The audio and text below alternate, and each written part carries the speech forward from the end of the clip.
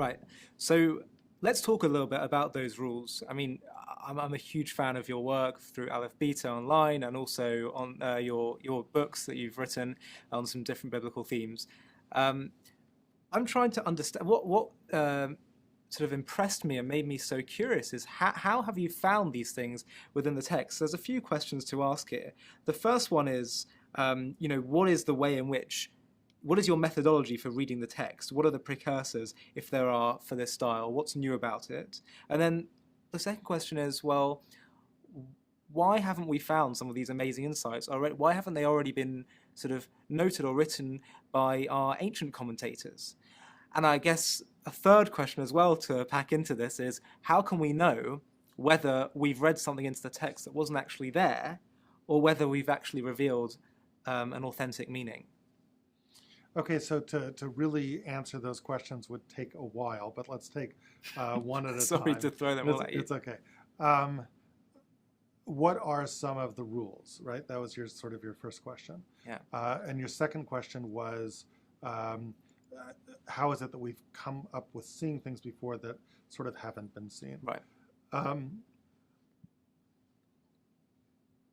So to some extent, I want to argue that the methodology which I'm expressing is not really a new methodology, but actually an ancient methodology. And to some extent, it's the most ancient methodology that we have.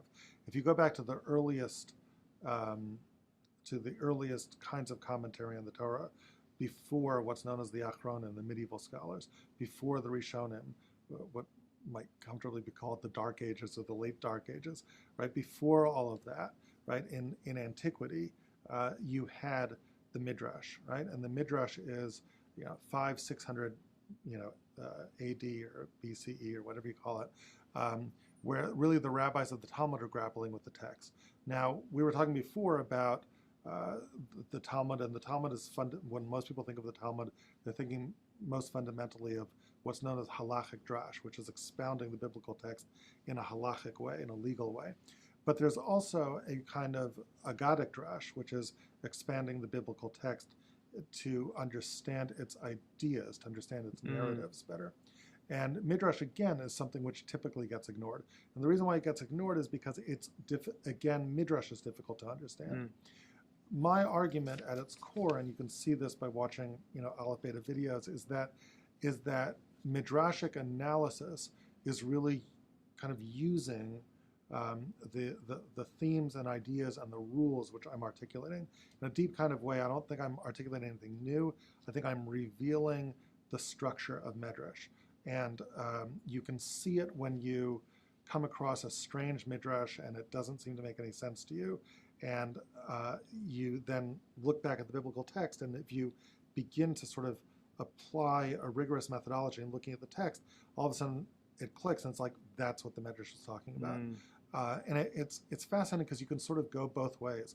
Sometimes you can start with this puzzling midrash and not understand what it's talking about, look at the biblical text carefully, and then it clicks. Sometimes you do the analysis and you look at the biblical text, and you find these subcurrents and these themes underneath the surface, and you wonder, how come I'm the first person who ever saw this? And then you stumble across this medrash, and it's like, I'm not the first person who ever saw this, right? There were others who saw this earlier. And midrashic analysis goes back, to very, very early times. I'll give you an example of this to kind of take it out of the air and again give you a little bit of sense of the methodology and a little bit of sense of what I'm talking about with anticipating medrash. My argument is that the medrash itself, to some extent, is playing off of biblical analysis, because one of the key points of the methodology which I'm articulating is that the really earliest commentaries on the Bible is not actually the rabbis in the medrash. The real earliest commentaries on the Bible is actually the Bible itself. And that seems counterintuitive. How can the Bible be commenting on itself? But I guess one of the most fundamental aspects of the methodology that I'm arguing for is the assumption that the Bible is commenting on itself. Basically, my argument is that the Bible is the original internet, as it were.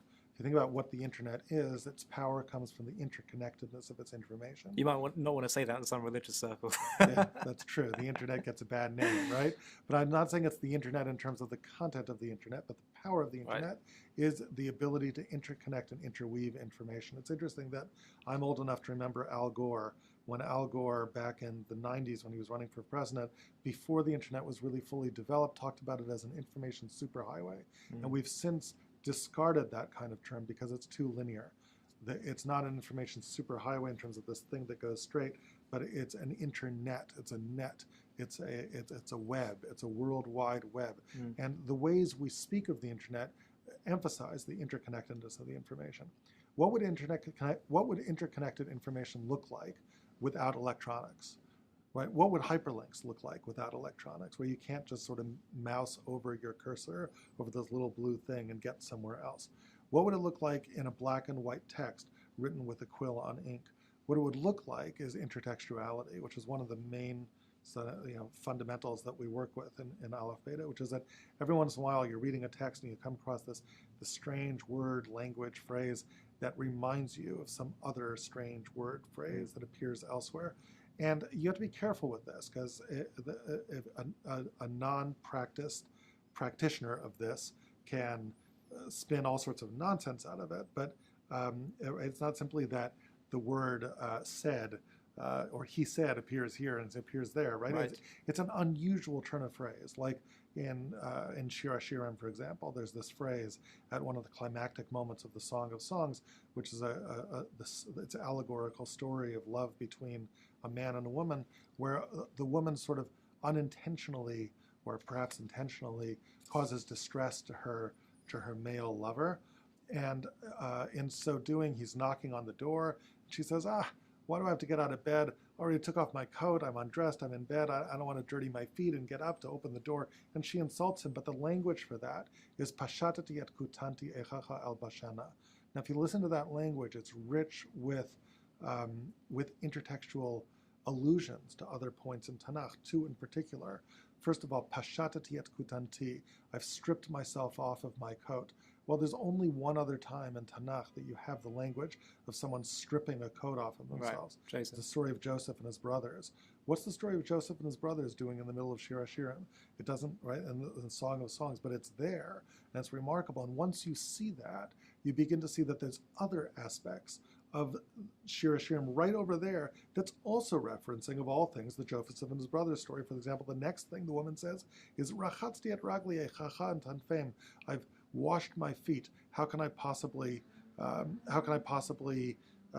dirty them by going up to open the door? And if you think about Joseph, what do we know about the pit that he was thrown into? It says something about the pit. Habor reik, the pit was empty.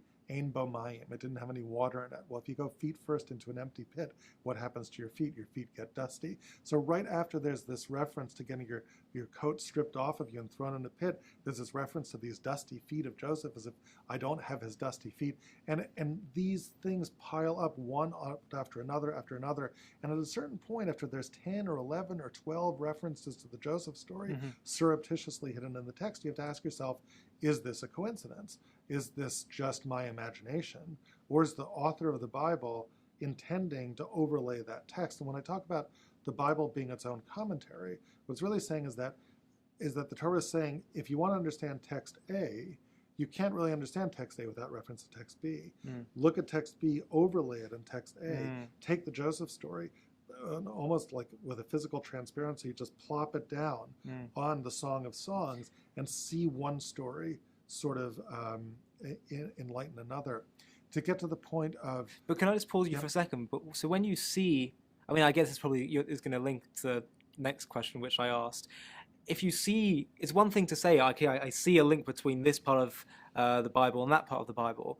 But it's another thing to be able to say, right, this is what the link means. Yes. And how can you know whether that is accurate or not? Absolutely, and you don't, right? And that's a very... So you're always saying perhaps. Yes, you're always saying perhaps. And it's, by the way, it's very similar to science, right? And so how does science work? There's two parts to science. There's evidence gathering, and then there's interpretation, right? Which is, I can have an experiment, and I can find all of this evidence, and the question is, what does the evidence mean? What does the data mean? So I can show you data and now interpret the data.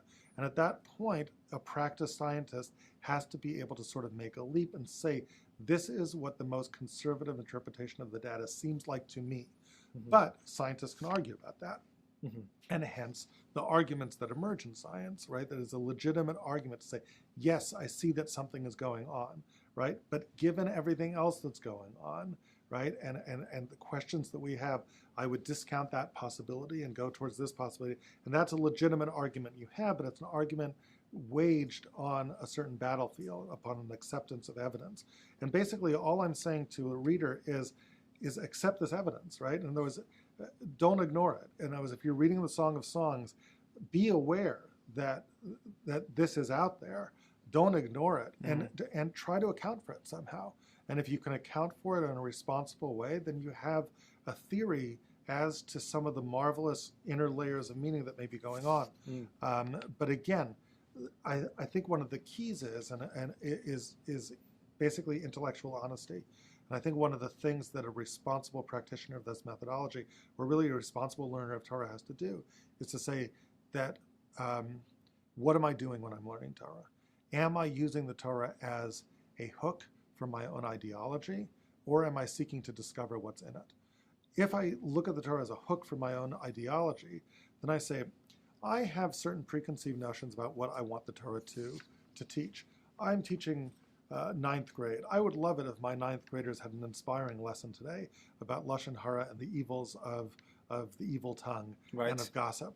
So I'm going to look at this and I'm going to pound that round peg into the square hole, and and one way or the other, I'm going to get this text to come up with some sort of lesson about Lashon Hara, and that's one way you can do it. And where you can say, in a more subtle way, my parents got divorced. I never spent any quality time with my kids, right? So now let me look in the Torah with all that baggage and try to see other people who didn't spend any time with their kids. Oh, Abraham. Abraham's willing to sacrifice Isaac. I bet it's because he didn't spend enough time playing basketball with them, just like me. So it's another way of using your own baggage and imposing it on the text. But there is another way to do it. The other way to do it is a scientist, where I say, no, I leave my baggage at the door. It's not about me. It's about, what is the Torah really trying to say? Let me enter its world. Look at this. I never expected to find a whole set of parallels in Shir HaShirim to the Joseph story. And it's not just the Joseph story. Echacha, right? Two verses with the word Echacha appears 4 times in the entire Hebrew Bible, twice in this verse. The only other 2 times it appears is actually also in the same verse, tucked away in the 9th chapter of the book of Esther. Now, is that a coincidence? Only 2 times, right? I mean, it's 2 and 2. These are the only times it ever appears. Clearly, Esther is evoking Shir HaShirim. So you can't read that verse in Esther without understanding that its author is talking about Shir HaShirim. So what is Esther saying about Shir HaShirim? Now, you can ignore that, but you've got to sort of open yourself up to that and say, I don't know. I never expected to find that. Forget Lashon Hara. Like, what's the Bible actually teaching me? And if you look at it in that way, something I think remarkable emerges, which is, if you're willing to leave your baggage at the door, if you're willing to come to the Bible without preconceived notions of what you want it to teach and let it teach you things, it will teach you remarkable, mind-blowing things that you never will have expected to learn. And that's, I think, fascinating. Well, you talk about sort of superimposing your own agenda onto how you read the Bible and the text itself. How do we deal with this issue of the fact that there are many occurrences in the Bible where there is a plain meaning of the text, and yet the oral interpretation, the rabbinic interpretation that we've had, is different to what the plain meaning of the text is? For example, an eye for an eye. There are some people who would argue that actually it was meant literally, and then the rabbis changed it, or some people say no, it was always this way. It was always to do with monetary matters, not literally. There are other people who talk about the fact that Rabbi Sachs speaks in his book Not in God's Name about how the rabbis wrote in the Talmud that we don't want to learn from the way in which the Jews conquered the land of Israel. We're going to have a sort of paradigm shift in that regard. And some people would say that was a shift of ethics and shift of reading the text. Some people would say no, actually it was always understood this way. It was just, and they try. So how do we make sense of the fact that there does seem to be a difference in terms of interpretation between the plain meaning and the way the rabbinic authorities have understood it? And do you believe that actually things have changed and evolved in interpretation, or actually it's always the oral tradition has always been the same in the way we've interpreted the meaning of the text? Well, first of all, the Torah is dynamic. Even the oral tradition is dynamic. There is no static oral tradition. The oral tradition is full of debate and develops over time. So I don't know if it is helpful to talk about if it was always a certain way. But what I will say is that I think that an eye for an eye. Right. I think the oral Torah and the written Torah are trying to do two different things, and the larger truth emerges from some sort of mysterious mix of both of them. The approach that I take is kind of one that was pioneered a little bit, or at least articulated, I think, well in Hebrew by Rabbi Yehuda Cooperman of blessed memory, the rabbi who's the founder of Michlala. He wrote a book called Pshuto Shel Mikra, which is sort of devoted towards really the question you've asked, which is how does the pshat, the simple meaning of the text, live in a world of oral law? We have a video on Aleph Beta which kind of articulates an approach to that, or which really is Rabbi Cooperman's approach, although I regret sort of not having mentioned him in that video. So we'll use this as the opportunity to give him credit for the thought. Those who want to look up the video on Aleph Beta, you can find it at alephbeta.org in our second year of Parsha videos and Parsha. We'll put a link. You can put a link. You can put a link into it. But essentially, the argument that I made there is that one finds a consistent thing when you look at the sort of Talmudic legal analysis of the Torah, and you look at the language of the Torah itself, which is that the Torah will often articulate things in terms of a broader ideal without paying that much attention in the written law as to the actual expression of the ideal. I mean, to give you, I can give you examples all night about this. One might look at Parshat Shoftim, for example, in Sefer Dvarim, as a political constitution for the Jewish people. In a way, it is a constitution. It talks about different kinds of leaders. It talks about the Kohen, the priest. It talks about the Navi. It talks about the prophet. It talks about the king, and it gives rules for each of these. These are the rules for the Kohanim of what they can take from the people and what they can't. These are the rules for the king. These are the rules of whether a Navi, a prophet, is a false prophet or a not false prophet. And to some extent, you could argue, yes, that's a constitution of the people, but it's not, because the one thing that the Bible does not articulate expressly is the nature of the relationship between these institutions. How do they check and balance each other? How do they actually live together? If you actually look carefully, you'll find that there's a book in the Bible in which these three different types of leaders emerge as possible paradigms. And it's almost as if Jewish history is playing out in reality the various different possibilities of the interpretation of Parshat Shoftim, and history is going to be the judge of which emerges. And so the Bible I'm talking about is Sefer Shmuel, the book of Samuel. If you look at the book of Samuel, the book of Samuel opens, what's the dominant form of leadership? It's Eli. Well, what kind of leader is Eli? Right? Eli's a Kohen. And Eli wants his children to take over. And there's the possibility that the kahuna will be the dominant, that the priesthood will be the dominant paradigm, is the dominant paradigm, and if his children take over, will continue to be the dominant paradigm, but his children can't take over because they're corrupt, and a new type of leadership emerges. And not just a new leader, but a different kind of leader. It's Samuel, and the Samuel is a prophet, right? And for a while, there's a chance that that will become the dominant paradigm. Samuel is the guy in charge. He'd very much like it for his sons to take over, but his sons are corrupt, and that doesn't work out, right? Enter a new kind of leadership, a king. Now, what's the common denominator in all these kinds of leaders? They're the ones that were talked about in Sefer Shoftim. It's almost as if history is working out the paradigm. How are these things going to relate? How is this new king, Saul, going to relate to the prophet in his life? And how does that play out? And the Talmud pays attention to some of that and is sort of dynamically interpreting that, and is responding to how history develops, and is attempting to encode that, for future generations. So there's a fascinating and mysterious kind of interplay between the biblical world and the rabbinic world.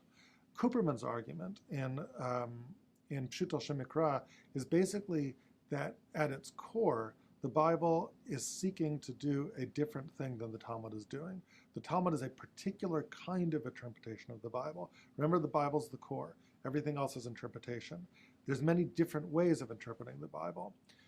Talmudic halachic interpretation is one kind of drash, but not the only kind of drash. I mentioned to you before that there's agadic drash, which is moral exposition, which is different than legal exposition.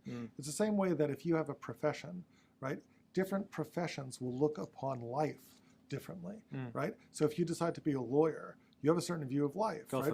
For you, everything is, what are your rights? What are your responsibilities? And that's how I come and I look at things. If I'm a psychologist, then it's, well, what are you feeling? What was your past like? What's your relationship like? What are your relationships like with this? What are your relationships like with that? If I'm a sociologist, right, how did your society sort of influence the way that Ali Ennisfeld sees the world? We ask different questions of things based upon where our interest comes from. The Talmud is just one kind of way. It's just one perspective of interpreting the Talmud. It never claims to be more than that. It's the legal perspective. So you have to ask, well, there's a role for legality in the world. Legality is important, but it's not the be and all and end all. And it goes back to a point that I made to you before, which is that to some extent, one of the things which I think we have, one of the difficulties we have in Orthodox Judaism is that we have sort of, to some extent, overemphasized the Talmud to the right. It's very, very important, but it's not the be-all and end-all. It's not the only way to interpret biblical text. There's Jewish tradition admits of many others. There's mystical interpretation of text. There is remez, right? There's a quasi-mystical interpretation of text. There's moral interpretation of text. There's simple interpretation of text. And the text lives in all of these different kinds of interpretations. Why? I think the answer is because life is rich. And in order to live a rich life, you have to have some sort of law that animates your life. So the legal part of things, right, the law and order, that's part of what it means to live. So the Talmud has to come and articulate and say, what does this mean in the legal sphere?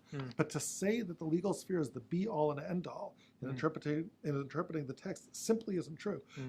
There is a larger meaning of the text, a moral meaning of the text, a relationship meaning. If I'm a psychologist, what is the text telling me in terms of relationships?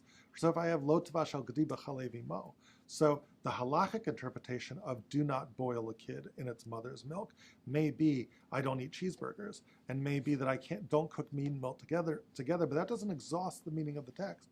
A moral interpretation or a relationship interpretation asks us to understand what sort of relationship do we have with food, such that when we are eating, we should be thinking about milk and we should be thinking about meat, such that when I'm eating them, would I really want to eat them, right? Would I boil a kid in a mother's milk? It's almost as if the Torah is saying, you can eat milk and you can eat meat, but where does milk come from? It doesn't come from the store, right? Where does meat come from? It doesn't come from the store, right? Meat is an animal, and I have the ability to kill an animal and to bring it to my table, and that's a right that God gave me in the world, but I'm still killing an animal. There's death in the world, whether I was at the slaughterhouse or not, and what is milk?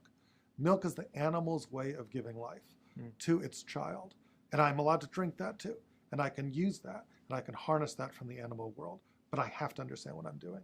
I have to have some modicum of respect for the meat and some modicum of respect for the milk, and that respect demands that you wouldn't boil the meat, you wouldn't boil a kid, you wouldn't kill a child, right, by boiling it in milk. If the milk is there to allow the child to live, right, what kind of insensitivity to this mother's milk, to maternity in the animal world are you expressing by killing the animal, by doing that? And that is a non-halachic argument. There's nothing halachic about that argument, right, but it's an overriding principle that the language of the text is giving you there. So I don't see it as sort of a linear dichotomy between these things as if they're in tension with each other, which wins, the biblical text or the oral law. The biblical text is foundational. The oral law is one way of interpreting it, and there are many other ways as well. Right. Some people argue that the reason why there is so much focus on studying the Talmud is because that's how you really understand the mind of God. That's an argument that is made a lot. How do you understand the legal framework of Torah? And that helps you actually understand God and spirituality, perhaps they're saying perhaps more so than a study of the written Torah. Do you not accept that? I'm not sure if I would accept that. I think that if you go back to the sources that actually make that argument in the Jewish tradition, one of them is the Nefesh HaChaim, Rav Chaim Volozhin. But he's not talking, as far as I understand, about the Talmud. He's talking about the Torah as itself. Right. The reason why the Torah as a whole is valuable is because it is a way of understanding or connecting with the mind of God. And if you think about that, that's an awesome kind of thing. Even if you go to the secular world, right? One of the most remarkable thing that scientists find just absolutely stupefying is that they argue that mathematics is the mind of God, right? And what's remarkable is that the mathematics that govern the universe are complicated, but not too complicated that the human mind can't access. And they said that, and I'm not enough of a mathematician to know that, but to them that's one of the greatest mysteries of the world, which is that you can imagine a universe where the math is too complicated for the human mind, short of computers to ever be able to figure out. But it's not that way. It's just tantalizingly challenging enough that if Newton and Leibniz come around and figure out calculus, all of a sudden it begins to make sense. And all of a sudden you can plot an orbit to the moon. And all of a sudden you can understand how orbits work and the science behind Kepler's and Galileo's understandings of things. And it's almost as if God is teasing us and saying, use your mind because your mind can connect with my mind. Mathematics is one of the ways it happens.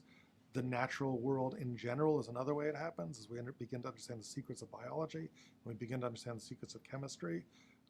I once had a chat with a doctor who's in medical school. I said, did he ever just stop and just be awed at just the function of a cell? You're looking at cells under electron microscopes where every atom is the size of a tennis ball and the whole thing is the size of New York City, and the manufacturing capacity of the cell dwarfs that of the eastern seaboard of the United States, and that's one cell. Does that overwhelm you? And it's like, you never really think of it that way in medical school, but it's the truth. And so God put forward one of the ways we connect to God, not the only way, is through our intellect and by being able to play hide and go seek with him in terms of these little clues and these little pieces in the world that he's put out for us: chemistry, biology, all of these disciplines, and one of them is Torah, right? He's given us this law, and it's a way to connect with them. It's not the oral law, it's not the written law. It's the Torah in all of its shapes and the sum of its parts. In all of the sum of its parts. And if you think about the Shema, really, we were talking a little bit off camera about the Shema, but if you think about the Shema, the fundamental imperative of the first paragraph of the Shema is a love of God, and then the implications of love of God. And if you just think about what the Shema actually says, just listen to the basic words of the text. Ve'ahavta et Hashem Elokecha, you shall love God. How? With all of your heart, with all of your soul. There should be a passionate love. What does a passionate love look like? These things that I command you today, right? How should you relate to them? Now, before I even translate the end of that verse, if I would just start a verse by saying, these things that I command you today, and you are my subject, how should you relate to them? What would be the logical answer? If I'm commanding you to do things, your job is to listen and to obey. But listen to the actual end of the verse. These things that I command you today should be al levavecha, should be on your heart. You should have an emotional relationship to them. Fascinating. I'm not just asking obedience from you, I'm asking for something else. You should actually care about what it is that I'm commanding you. It should matter to you emotionally. It should matter to you, not just intellectually, but you should care. Why? Because if you love God, then one of the things he gave you, who is God? God is this mysterious being. You can't touch him. You can't feel him. You can't see him. How do you reach out? He's the ultimate extraterrestrial, right? And if you think about all the movies that talk about extraterrestrials, right? There's the scary movies that talk about extraterrestrials, right? The ones written by directors who grew up on vengeful gods. So the vengeful extraterrestrial, the Terminator who comes to the world, and then there's the Steven Spielberg movies with E.T., with the warm and fuzzy extraterrestrials, right? But one of the challenges with all extraterrestrial movies is like, but how do I understand this being? They don't speak English. They don't come from my world. How could I even interact? My senses, if you think about what a sense is, all of our senses are adapted for interacting with terrestrial phenomena, right? I see things, I see physical things, I can touch them, I can feel them, I can taste them. They're not adapted for extraterrestrial contact, for beings that don't live within space and time. So how am I supposed to relate to God? So God says, you know what?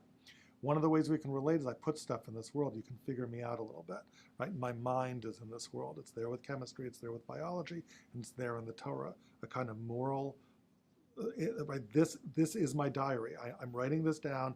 This is how you come to understand me. This is how you can begin to enter into my mind, plumb its depths. And it's a remarkable book. And you discover it's a book like no other book, and it's marvelous. And if you do that, then you may find yourself commanded by it. And yes, you will obey, but you'd fall in love with that book. If you loved someone and you had a hard time understanding them, but you were compelled to love them nevertheless, and they were your creator, and you wanted to know them, and then they died, and they were off in heaven, and you couldn't reach out to them and touch them, and they weren't in space and time anymore, but they left you a book, right? And they said, read this. This is me.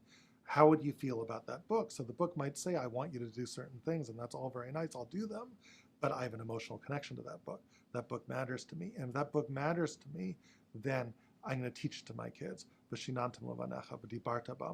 to talk about it. I'm going to talk about it. I'm going to talk about it wherever I am. I'm going to talk about it at home. I'm going to talk about it on the way. I'm going to talk about it in the morning when I wake up. I'm going to talk about it.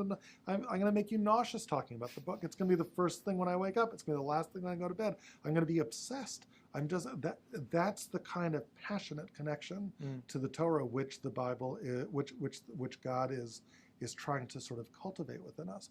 You asked before about the oral law and the written law and the dichotomy between them.